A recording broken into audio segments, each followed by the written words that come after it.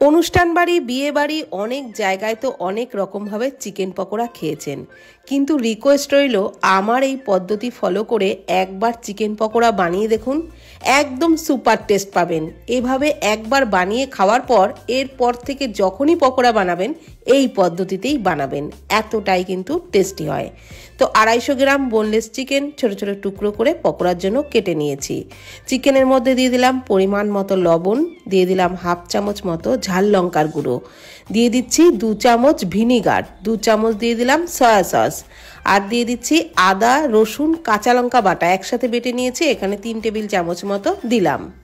দিয়ে দিচ্ছি একটা মিডিয়াম সাইজের পেঁয়াজ কুচি। এখানে 250 গ্রাম চিকেনে একটা মিডিয়াম সাইজের পেঁয়াজ দিলেই হবে, খুব বেশি পেঁয়াজের দরকার নেই। তো আপনারাও যেই পরিমাণে তৈরি করবেন সেই বুঝে আন্দাজ করে পেঁয়াজটা দেবেন। আর পেঁয়াজটাকে মিহি করেই কেটে নিয়েছি। এবার সমস্ত কিছু কিন্তু চিকেনের সাথে খুব ভালো করে মাখিয়ে নিচ্ছি। মাখানোটা কিন্তু খুব ভালো করে মাখাতে হবে, আর তারপর ঢাকনা চাপা দিয়ে অবশ্যই 30 মিনিট রেস্টে রাখতে হবে।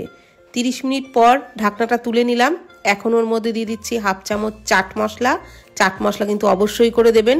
দিয়ে দিলাম হাফ চামচ গোলমরিচ গুঁড়ো, আর হাফ চামচের একটু কম দিলাম জিরে গুঁড়ো।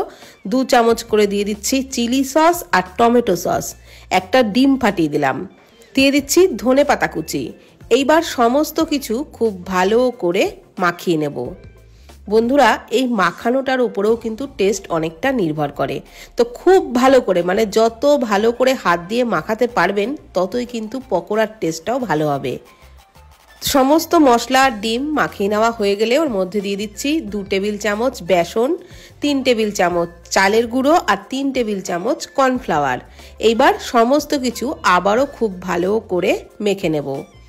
খুব বেশি পরিমাণে বেসন, চালের গুঁড়ো, কর্নফ্লাওয়ার এগুলো ব্যবহার করবেন না, তাহলে যে চিকেনের স্বাদ সেটা কিন্তু নষ্ট হয়ে যাবে, মানে চিকেনের স্বাদটা পকোড়ার মধ্যে অনেকটাই কম পাবেন। তো যতটুকু প্রয়োজন মানে অল্প পরিমাণে দিয়েই মাখিয়ে নিতে হবে। মাখাতে মাখাতে চিকেনের গায়ে একটা হালকা কোট মতন পড়লেই তাহলে বুঝতে পারবেন পকোড়ার জন্য চিকেন একদম পারফেক্ট মাখানো হয়েছে।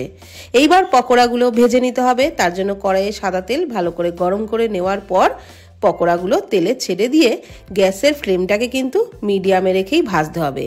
মিডিয়াম টু লো ফ্লেমে রেখে ভাজলে সব থেকে ভালো হবে, তাহলে ভেতরটাও বেশ ভালো ভাজা হবে, একদমই চিকেনটা কাঁচা থাকবে না, আর পকোড়াগুলোও কিন্তু দারুণ মুচমুচে হবে, খেতেও দারুণ লাগবে।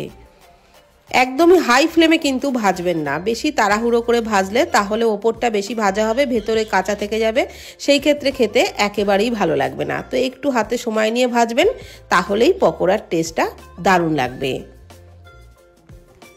উল্টে পাল্টে আমি কিন্তু এইরকম লালচে রং ধরিয়ে সব পকোড়াগুলোকেই ভেজে নিয়েছি। এইবার এগুলোকে তেল ঝরিয়ে তুলে নেব। আর এই পকোড়ার সাথে একটু টমেটো সস কিংবা স্যালাড বা কাসুন্দি দিয়ে খেয়ে দেখবেন, একদম সেই টেস্ট পাবেন। অনুষ্ঠান বাড়ির পকোড়াতে কিন্তু এই টেস্ট একেবারেই পাবেন না। এই স্বাদ পেতে হলে বাড়িতেই বানাতে হবে, আর তাহলেই খেতে দারুণ টেস্ট হবে। তো পরের ব্যাচেও আমি একই রকমভাবে বাকি পকোড়াগুলোকেও ভেজে নিচ্ছি।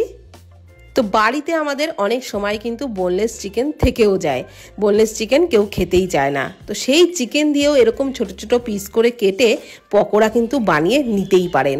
বাড়িতে গেস্ট আসলো ঝটপট বানিয়ে পরিবেশন করতে পারেন। চিকেনটা আগে থেকে ম্যারিনেশন করে রেখে দেবেন, বাড়িতে গেস্ট আসলে ঝটপট পকোড়া বানিয়ে পরিবেশন করবেন। ওপরে একটু চাট মশলার বিট লবণ ছড়িয়ে স্যালাড সস বা কাসুন্দির সাথে পরিবেশন করে দেখবেন, প্রত্যেকে খেয়ে দারুণ প্রশংসা করবে, এতটাই কিন্তু এই পকোড়ার টেস্ট হয়। আর ভিডিওটি ভালো লাগলে প্লিজ কমেন্ট করবেন। ভালো থাকবেন, সুস্থ থাকবেন, ধন্যবাদ।